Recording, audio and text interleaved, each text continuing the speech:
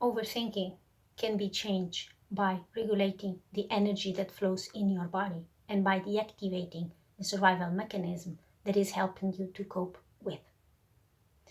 So in this video, I will explain the different, um, mechanisms involved in what happens to someone that is overthinking. Okay. First of all, my recommendation, it's not a requirement, but I will recommend this, and I would watch the video labels that I did before. Don't attach to the label, I am an overthinker. Everything that we put has an identification, like I am this. It builds up in our energetical field. It's part of our identity. We attract more of it. We tend to to become it, to embody it more, because we think of ourselves as that. It has been built within our self-image, so it will naturally also be more embodied, those behaviors and those patterns in our lives. Okay, so this is just a recommendation. The other thing that happens with overthinking, it's most of the times what is happening is like the mind is trapped in a flight response, and is trying to survive by finding answers through the thought.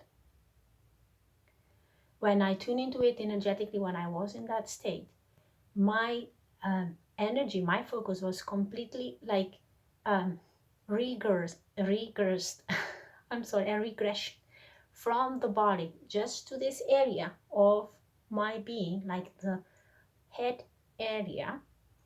And I sat as an observer. That's why I can understand the mechanism, and I explain to you now. And it was like overloaded with energy in my head, and thoughts were spinning. And what I was trying to do is I was trying to escape something. So that's why I identificate back then that was a flight response, because I was feeling triggered, I was feeling unsafe. Something was being perceived as a threat to my from my nervous system, and I was trying to escape that. And thoughts go from one place to the other, and endless and frenetic, because it's the energy of the flight which prepares us to run, right? To be fast. But because it was trapped in the head, what energy moves there in the head is through the thoughts. Okay? So first of all, it's to identify that, become aware that you are in a survival mechanism response. Something is worrying. Identify what that is. You can even journal, or you can talk with somebody or talk to yourself. I recommend that you talk out loud, not to talk just in your thoughts, because that will reinforce the pattern. So you talk to yourself if you don't want to share that with anyone. And identify what is that it's the worry. Put it a name and kind of put it in a box. Okay, this is the cause, this is the root. If there is more than one, then you put it. Okay, identify it, put it in a name. So this will allow you to externalize it. It will not be so compressed within you. It has a form, it has a shape outside of you. It has a name. It exists on a paper. By doing this, you already put some of your energy outwards. Okay? Then, if you can't release that energy, also you can watch the video that I did about flight, how to deal with the stages of flight and deactivate them. So release that energy in ways that you can. If it is related with a subject that is pragmatical in your life, well, try to find a solution and resolve it, not being trapped in your thoughts, but do it after you deactivate that state. Okay, so why I'm saying this, because it's not just like sitting around and waiting. Sometimes we actually need to act, but my recommendation is act from a state of balance, act from a state of tranquility, not from a state that you are triggered in a survival mode mechanism. Okay, so on an energetical level, how to balance that energy. We have this two chakras here, like it's the third and the crown chakra. And when we are in overthinking, they get unbalanced, or because they are unbalanced, we have more tendency to go into overthinking. So one way that we can do this is do this clearing of these chakras. And for the crown chakra, it's also necessary to set boundaries, energetical boundaries. Why? Because what happens is, if you have the crown chakra too open, and some people have more than others, even if you are not aware, especially if you are not aware of it, what happens is, like, the thoughts that we have in the collective, the people around us, or from past events and so on, and processed traumas, they are like circulating, even stored in our unconscious and subconscious mind. And this spinning of thoughts that are like randomly, freely going around, if you have this crown chakra too open, you will be like an open box, like receiving everything inside. And you will even be probably picking up on thoughts that are not relevant for your life, or not even yours. Okay, because it's like an antenna. And if the radio it's tuned to this specific frequency, then you will receive whatever it is of that frequency, because this is what we are energetically, right? Vibrational, you are an antenna that receives the frequency. So if it's too open, it's like, yeah, you are receiving more that probably it's beneficial for you. Another thing that happens, because our energy field, it works like a torus, like it goes up and then down and then up and then down. You already saw this image probably, right? It's like an apple that it's a bit crushed in the center. So this energy needs to circulate within our body, which means that if we have a block in the root chakra, the energy that is going from up down, it doesn't flow. So if it doesn't flow, it's like does a rebound, okay? Which means that we will concentrate more energy up in the head, in these chakras, because it's like a clock there. So grounding yourself, cleansing that root chakra and grounding yourself helps a lot. Like walking barefoot, being in nature, best thing that you can do for this type of cleansing and release. And intentionally direct your energy. You can do meditation, that I will explain some steps that helps to enter meditation, because meditating when you are overthinking, it feels like impossible, right? Feel like two opposite things. What are you talking about? If I sit to meditate, this even goes, my head spins even more. It even goes worse. Usually it is like this, but I will give you some tips. So if by intentionally go and direct your energy, you can imagine this auric field go down and enter your root chakra, and go up and down and enter your root chakra again. And then you can start to think that it doesn't go up and down, it go up and then to the source. And then when it comes from up, from source, it comes down the whole body, passes the root chakra, and then goes down to the earth. And you imagine that you have roots under you, so it's like a tree, and you have roots, and you are giving that energy back to the earth.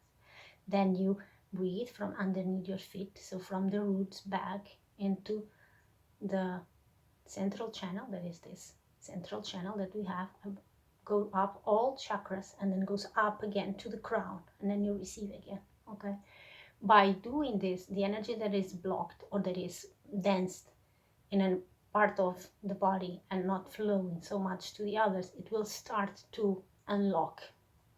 And if you accompany this with intention, consciously breathing, and if you have that ability, if you don't, it's okay. But some people say, I cannot use my imagination. I don't have that visual. But you can imagine that this is happening, that you are perceiving the energy going up and down, that you have a flow of energy. You can put it a color if you want.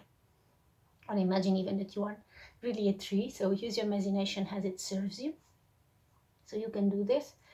This energy will start to flow again. Okay, so this with the breath.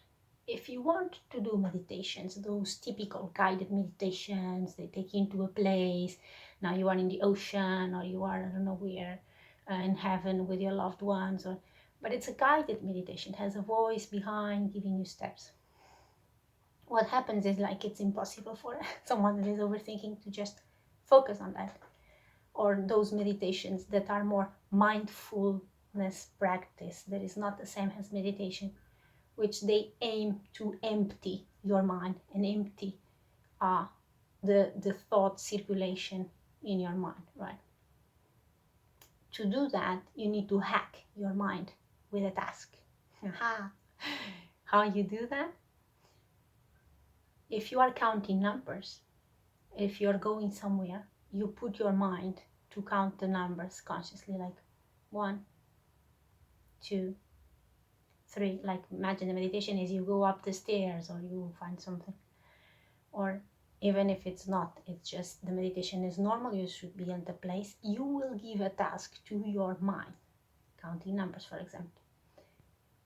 Like perceiving the colors of the place, or what is it? Is it fire? Okay, so the meditation took you to a place that it's amazing and beautiful, and then you can see the tree and the bird and the blah blah blah. So your mind will be pointing, it will be describing the objects, the things that you can identify in that place. Why I do this? Because if you are overthinking, in this case, it's like having a train that goes like 100 kilometers per hour. Like, this is really fast. I don't have the miles conversion. And then all of a sudden you want to stop. You can't, right? There is traction there. You can't. But you can guide maybe the train to another line that will gradually slow down the train, right? So if you start to meditate and be in this enter this energetical space that is already something different than your normal life, that you put that intention, that your auric field will already capture other type of vibrations, it's super useful. But your mind will still go blah blah blah blah. So to try to decelerate this state, you give a task to your mind that it's easy, that it's not related with your worries, that it's not related with what you were doing or what you were thinking before. But nonetheless, that activity that is being fueled either for the hyperactivation of your energetic, movements in that chakra, or the flight energy that was not released yet, it will have like an outlet to be channeled to. And then if you practice this, it's easier for going from that place to a place of stillness, or thoughts that are useful to you, or that are more in alignment with what you need, and they flow in and out, but you don't feel like, oh my God, I'm just spinning my head here and getting nowhere. Okay, so in resume, I know I said a lot. Sometimes it's a lot of information, but you can digest it easily if you take it just one thing at a time. So in resume, tips for overthinkers in meditation is to give a task to your mind, so they get like, your mind gets like entertained, so the thoughts can slow down at a pace that it's not being fueled by your worry. Now I'm thinking, by your self-consciousness awareness that you are thinking. Second, clearing your chakras so the energy can flow through you and don't trap those thoughts there. Third, establish energetical boundaries in your mind, in your crown chakra, so you don't receive thoughts that don't belong to you. Okay? So I hope this helps. If you don't subscribe to my channel yet, please do below. I would appreciate it.